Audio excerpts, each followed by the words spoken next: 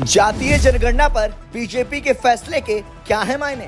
क्या बीजेपी ने विपक्ष से राजनीतिक औजार छीनने के लिए चला जातीय जनगणना का दांव? बिहार चुनाव में दिख जाएगा नफा नुकसान। पहलगाम के आतंकी हमले की तपिश अभी शांत नहीं हुई है कि मोदी सरकार ने विपक्ष से एक अहम राजनीतिक औजार छीनने का दांव चल दिया है। दरअसल अपने जन्म से ही समाजवादी पार्टी और बहुजन समाज पार्टी का नारा रहा है, जितनी जिसकी भागीदारी उतनी उसकी हिस्सेदारी।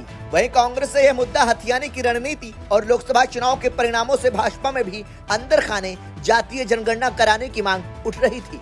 वहीं भाजपा के इस दांव से केंद्र सरकार के एकाएक लिए गए जातीय जनगणना कराने के फैसले का लिटमस टेस्ट भी बिहार चुनाव में हो जाएगा। दरअसल सपा संस्थापक मुलायम सिंह यादव सदन के अंदर और बाहर जातीय जनगणना के समर्थन पर हमेशा मुखर रहे थे। वहीं बसपा संस्थापक कांशीराम साल 1982 में आई चर्चित पुस्तक चमचा युग में शुरू से लेकर अंत तक भागीदारी का प्रश्न प्रमुखता से उभर कर सामने आया था। कई जिलों में सपा ने जारी किए थे आंकड़े।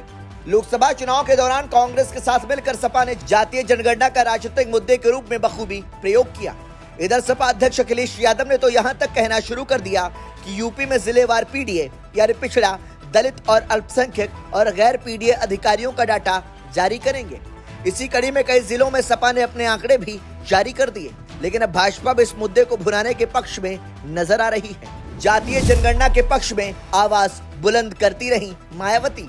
बसपा प्रमुख मायावती भी अपने बचे वोट बैंक की रखवाली के लिए गाहे बगाहे जातीय जनगणना के पक्ष में आवाज बुलंद करती रही है।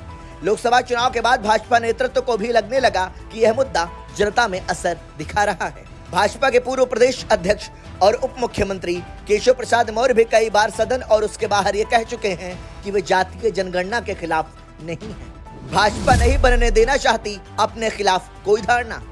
जातीय जनगणना के मसले पर राजनीतिक विश्लेषकों का कहना है कि भाजपा की राजनीति का सकारात्मक पक्ष यह है कि वे अपने खिलाफ कोई धारणा बनने नहीं देना चाहती है। दरअसल आम जनता में यह संदेश जा रहा था कि जातीय जनगणना न कराकर भाजपा ओबीसी हितों की अनदेखी कर रही है। इससे पहले भी कृषि कानूनों को भी भाजपा ने इसी सोच के तहत वापस लिया था। ब्यूरो रिपोर्ट, संदेश वाहक।